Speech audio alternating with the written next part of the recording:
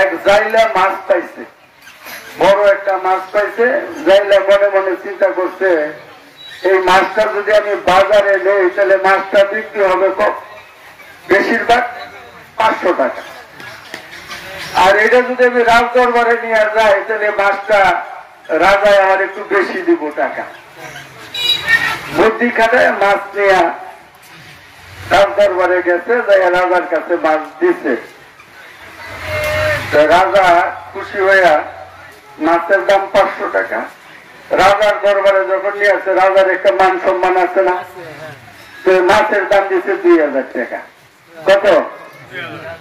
এখন ওই যে রানী ভিতরে বসে খেয়াল করতেছে, রাজার মাছের দাম 500 টাকা হইব না, রাজা 2000 টাকা দিয়ে দিচ্ছে। এই রাজা টাজা এগুলি হলো একটু ফ্যাক্টর ধরনের হয়, ওইটাছে আর কি। পরে টাকা দিয়ে ঘরে গেছে। এখন রানী করতেছে, মাছের দাম 500 টাকা হইব না, তুমি 2000 টাকা দিলা। কয় দেখো, আমার রাজা মানুষ, আমার একটা মান সম্মান আছে, এই মাছের দাম 500 টাকা হইব না যেটা আমিও জানি, যেহেতু আমার কাছে দিয়ে আসছে এই জন্য একটু বেশি বাড়ায় দিতে হয়। তাছাড়া এটা বেশি ঠকা হয়ে গেছে, গা তুমি মাছ এটা ফেরত দাও। কারণ মাছ কিনলাম, এটা ফেরত দেবো কেমনে? আমার কাছে বুদ্ধি আছে। কয়েকটি বুদ্ধি, কয়টার জিজ্ঞেস করবা মাছ এটা বেটা না বেটি। যদি কয় বেটা করবা, বেটা মাছ আমি রাখতাম না, আমার বেটি মাছের দরকার। আর যদি কই বেটি মাছ মানে মহিলা মাছ, তবে তাহলে আমার মহিলা মাছ আমার দরকার নাই, আমি পুরুষ মাছ রাখবো।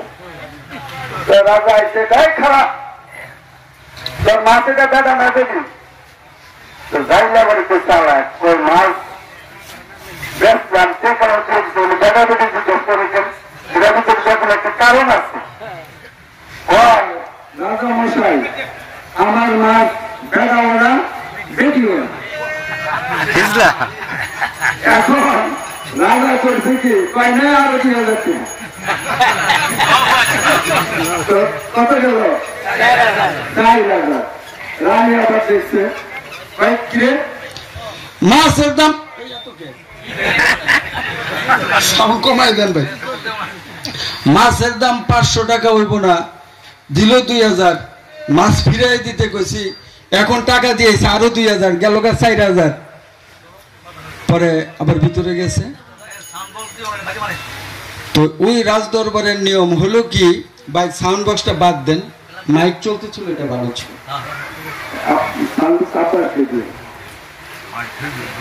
আমি বলতেছে মাছের দাম 500 টাকা দিল 2000, মাছ ফিরাই আনতে কইছি, ফিরাই দিতে কইছি, তারপরে টাকা দিল 2000। পরে বাসায় গেছে, যাওয়ার পরে কইতেছে কি,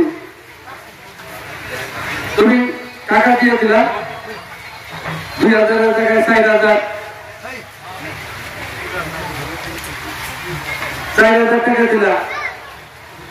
ওই দরবারের নিয়ম হলো যায় টাকা তখন তো এটাকে দিনার বলা হয় বা দেড়হাম বলা হয়।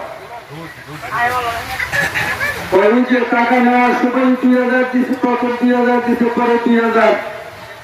তো এই টাকা নেওয়ার সময় একটা টাকা পড়ে গেছে, পড়ে দেওয়ার পরে এটা আবার উঠায় নিচ্ছে।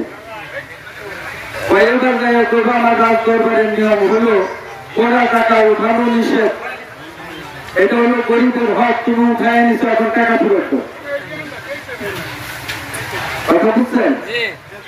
রাজ দরবারে যে টাকা পড়ে যায়, এই টাকা পুরায় নিলে এটা হলো দণ্ডনীয় অপরাধ। এই পড়া টাকা হলো কি, এটা হলো গরিবের হক, তুমি এটা গরিবের হক উঠায় নিছো, এখন তোমার টাকা সব ফেরত দাও।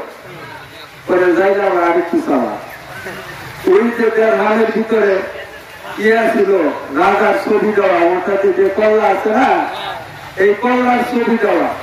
যাইলে কয়, আপনার দরবারে টাকা পড়ে গেলে উঠানো এটা অপরাধ আমি জানি, কিন্তু আমি একটা জিনিস চিন্তা করলাম, আমার মাছের দাম 500 টাকা হইব না, 2000 টাকা দিল, তারপরে 2000 টাকা দিয়ে শেষ না, আরো 2000 টাকা দিছে, এই টাকাটা মাটিতে পড়ে গেছে, এই টাকাটা যদি কেউ পায় দুটো পায়ে দেওয়া যায় তাহলে রাজার হলো অসম্মানই হবে।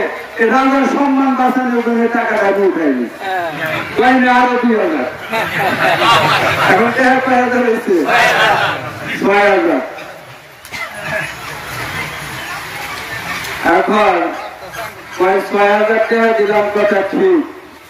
রাস্তা দিয়ে যাবি আর কবি ঘরের বিবির কথায় যেন কোন মানুষ না চলে, ঘরের বিবির কথায় যেন কোনো মানুষ না চলে। যদি চলে তাইলে কয় গুণ যায়? 6 গুণ।